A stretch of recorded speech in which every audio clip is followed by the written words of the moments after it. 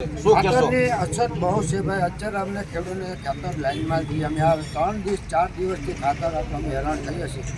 બરાબર, અમને નથી મળ્યું. ચાય અમે લાઈનમાં ઊભી કરીને મરી જાય તો લાઈનમાં ખાતર નથી મળતું. બરાબર, આમાં ખેડૂતની શું દિશા છે? અત્યારે તમે જોતા તો ખેડૂત બધી પાકમાં જો અત્યારે ખાતર છે, ઘઉંમાં છે, ચણામાં છે, ધાણામાં છે, બધીમાં નાખવાનું હોય તો તમને કોઈ નથી મળતું તો અમે શું કરી લઈએ? હવે અમે હેરાન કેટલાક થાય. બધીને કાયમી લાઈનમાં જ રહેવાનું ભાઈ. બરાબર, આભાર.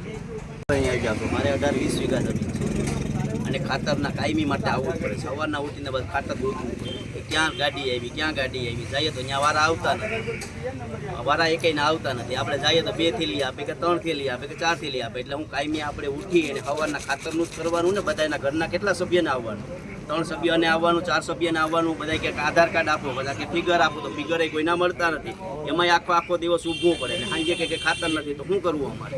હાલ ખાતરની ક્યાં પાકમાં જરૂરિયાત છે? અત્યારે ઘઉં, ચણા બધાય પાકમાં ખાતરની યુરિયાની જરૂર પડે જ. ઘઉં છે, ચણા છે, ખાતર આવતું નથી આવતું ખાતર. ધાણા છે, બધાયમાં જરૂર તો પડે જ ખાતર.